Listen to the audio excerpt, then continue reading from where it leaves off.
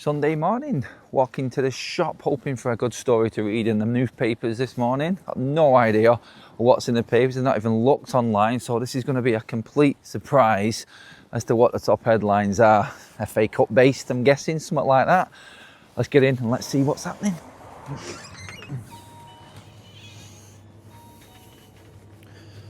Okay, which way do we go?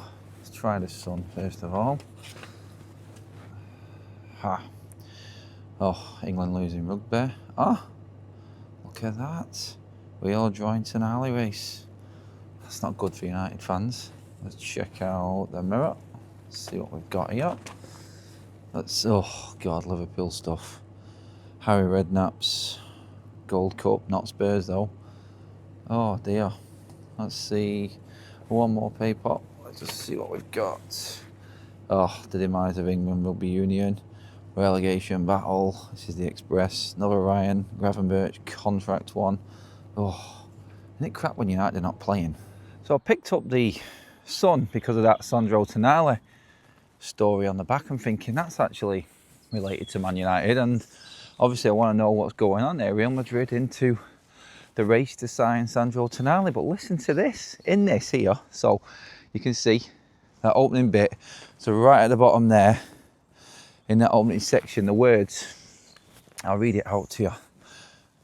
Real Madrid have joined Arsenal and Manchester City in the race for Sandro Tonali. There's not even a mention of Manchester United. What did I just say in there in that shop? Like, when United are not playing, it's dull. Oh my God, it's like we've forgotten about. But yeah, apparently now the Sun is saying that United are not even in contention for Sandro Tonali. Yeah, you listen to all the reports and all the online stuff all week.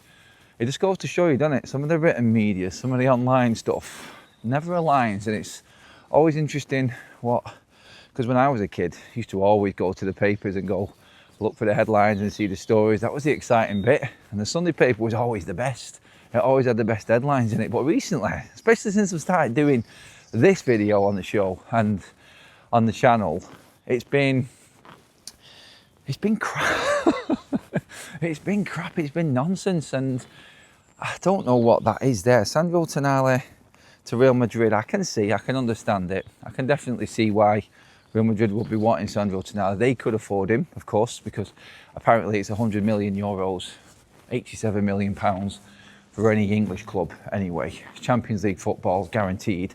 Champions League football guaranteed for Arsenal, for City. So maybe them three names, it's just crap journalism, and they're just stating the obvious. And let's be honest, it is the Sun. So can we take it that serious? And yeah, I just feel like it's got lazy journalism. And even just reading that first bit there, it makes me not want to actually go into the pages and read the other part of the story, because I know it's going to be complete and utter garbage and bollocks. But yeah, so Sandro Tonali, not even on the list, not even been spoken about United according to the papers. Now we all know that isn't true, so yeah, again, take the paper story with the pinch of salt. It was the best headline that stood out from all of the rest, because let's be honest, Ryan Gravenberch to Liverpool, or signing a new deal at Liverpool, isn't great news. Good weekend so far in the FA Cup for Liverpool, Chelsea, Arsenal, Manchester City, everyone that should be in the FA Cup at this stage, apart from, you guessed it, Manchester United. So obviously the papers are talking on all the clubs, obviously, that are in the FA Cup. Liverpool played on Friday night. I think that news on Gravenberch came out the back end of the week as well on Friday, so it hasn't been something over the weekend, but good weekend for Arne Slot. Obviously lost that game in midweek to Wolves. Pylon was in, Gravenberch signs a new deal, and Liverpool make it to the next stage of the FA Cup by beating Wolves on Friday night. So good for Arne Slot. Good for us as well, to be honest. Like I said the other day on this channel, the longer that Arne Slot keeps winning games, the better it is, because it just keeps him in a job at Liverpool, and it gives us a better chance of making Champions League football. That's because I'm a United fan, of course, saying that. In terms of the fight for the top four, not much on Chelsea. Chelsea beat Wrexham, Ryan Reynolds, headlines. It's not even anywhere near the first two pages, the back pages this week. So not really interested in that. In terms of City, in terms of Arsenal, interesting here because I'll bring it up here. You can see it. I'll just stop again. So Omar is quads in. Everyone keeps forgetting about Manchester City actually being in with a chance of winning the quad. So I'm going to come down to the Carabao Cup first, of course, the final between City and Arsenal. But whoever wins that, realistically, when you look at the form, if Arsenal beat City in that final, could Arsenal actually go for the quad? What are they, 7 clear in the league now? Beat City in that game. I don't know who's in better form, to be honest. City are looking iffy-ish. Arsenal not playing great. I got no idea.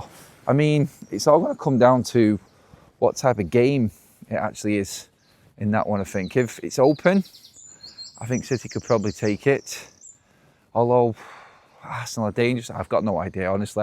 I'm miles ahead of myself in that one anyway. But the talk of the quad on the papers today is probably something that we didn't actually take into consideration going in. I didn't anyway, and I forgot all about both Arsenal and Manchester City actually fighting for all 4 trophies. So yeah, when you look at it that way, it is actually quite a big deal, this, because it could be the first time in history and there's 2 teams going for it. And realistically, like I just said a moment ago then, and you look at the form of everybody else. I mean, I watched some of La Liga this weekend. Neither Real Madrid or Barcelona are really doing it. There's no threat. City will probably beat Real Madrid. It's my guess in the Champions League. They might come unstuck against Bayern. But if they get through that, then it's going to be Arsenal and City in the final, isn't it? And it's going to be probably teed up for an Arsenal-City, Arteta-Pep Guardiola showdown. And that, I think, is probably the biggest storyline for any sort of season. Like, them fighting for every single domestic trophy against each other, and then the European trophy. It's Premier League dominance, isn't it? I think this is where a lot of the papers are going, obviously. It's easy for papers to write stories about English teams doing well. It's easy for them to write stories about success. And it's easy writing.